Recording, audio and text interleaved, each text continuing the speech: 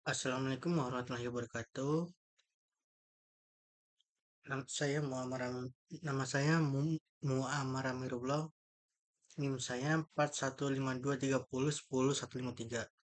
Di sini saya ingin membahas tugas UAS saya matkul Cyber Security dan yang berjudul Strategi Keamanan Siber Modern Pendekatan Berbasis Perilaku dan Sikap.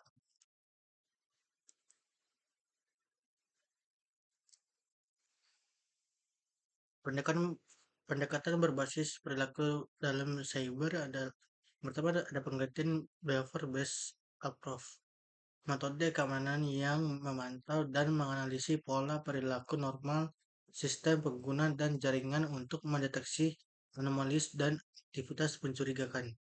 Kelebihan dibandingkan pendekatan tradisional mampu mendeteksi ancaman baru dan belum dikenal, tidak bergantung pada signatur atau definisi ancaman. Adaptif terhadap perubahan pola serangan, mengurangi false positif. Dan di sini ada ini attitude based approach dalam keamanan informasi. Definisi pendekatan yang berfokus pada sikap, kesadaran, dan perilaku manusia sebagai komponen utama keamanan informasi. Menekan bahwa faktor manusia merupakan pertahanan terkuat sekaligus titik lemah dalam ekosistem keamanan.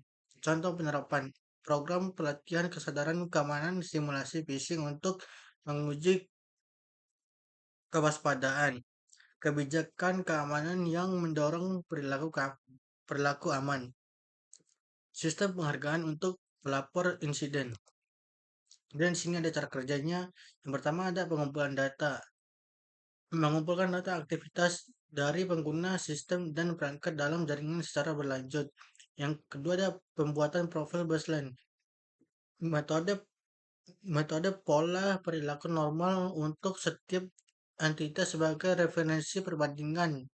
Yang ketiga ada analisis anomali, mengidentifikasi penyimpanan dari baseline menggunakan algoritma machine machine learning dan statis. Yang terakhir, penilaian risiko, memberikan skor risiko pada anomali dan membangkitkan peringatan berdasarkan tingkat ancaman potensial.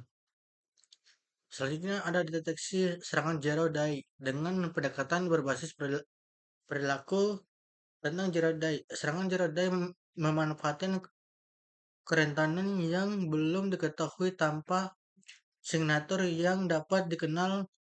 Terus ada deteksi perilaku. Sistem berbasis perilaku mengidentifikasi aktivitas anomali bahkan tanpa mengenali ancaman spesifik. Yang ketiga ada respon cepat. Peringatan dini memungkinkan tindakan mitigasi sebelum kerusakan signifikan terjadi.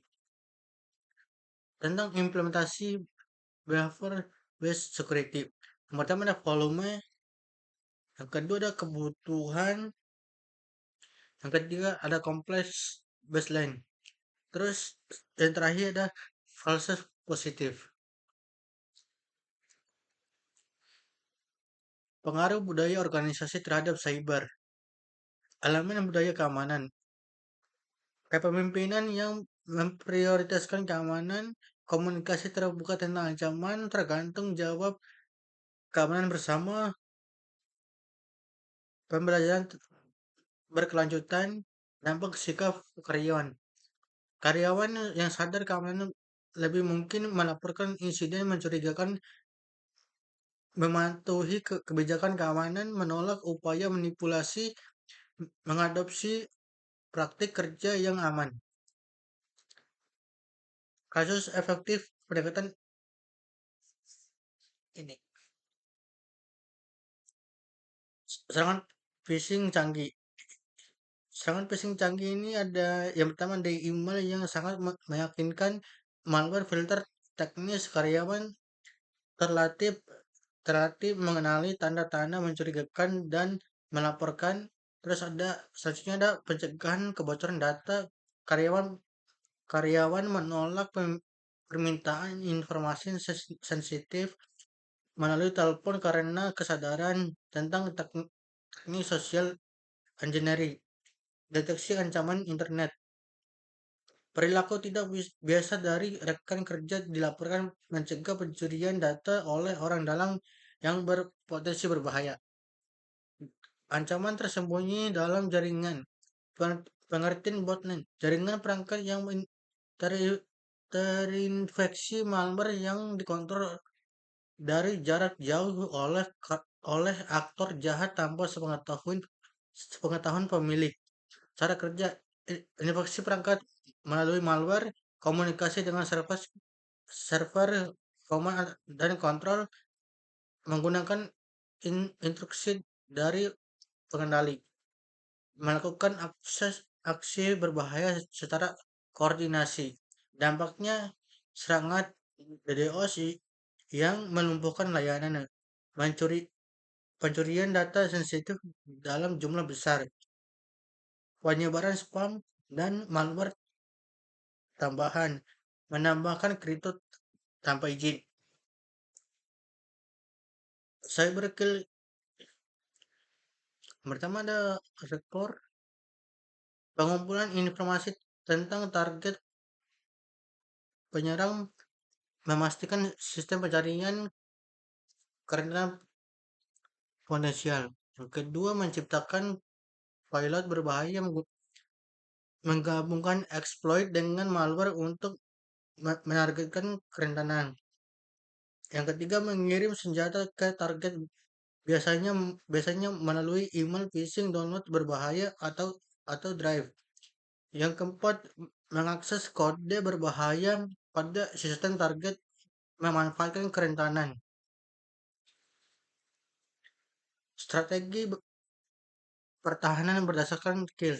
Yang pertama ada deteksi, yang kedua ada penolakan, yang ketiga ada gangguan, yang keempat degradasi, yang kelima penipu. Dan selanjutnya NetFlow dalam deteksi ancaman real time. Yang pertama ada pengumpulan data, yang kedua ada analisis pola, yang terakhir ada deteksi anomali. Terus selanjutnya ada analisa lalu lintas jaringan dengan NetFlow. Pengumpulan NetFlow, pembuatan baseline, penerapan analitik, analisa frekuensi, mitigasi ancaman. Dan ini contohnya. Ada deteksi zero day, adaptasi, false, implementasi variabel tradisional, sistem berbasis perilaku. Dan di sini peningkatan keamanan berbasis perilaku dengan AI. Yang pertama ada machine learning, kontekstualisasi, analisis prediktif dan otomatisasi. Phishing dan pendekatan attitude based. Tentang phishing teknik manipulasi psikologi yang canggih. Solusi attitude based.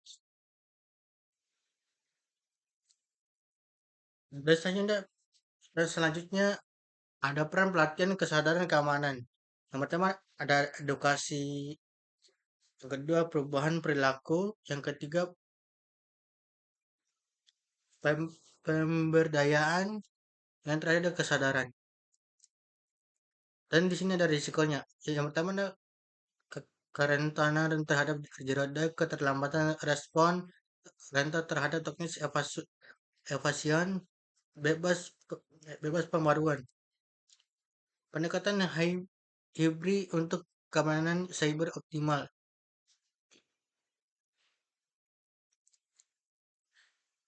Pelajaran untuk keamanan cyber. Yang pertama ada profil, terus yang kedua ada dampak dan pelajaran. Sekian dari saya, kurang kurang lebih mohon maaf. Wassalamualaikum warahmatullahi wabarakatuh.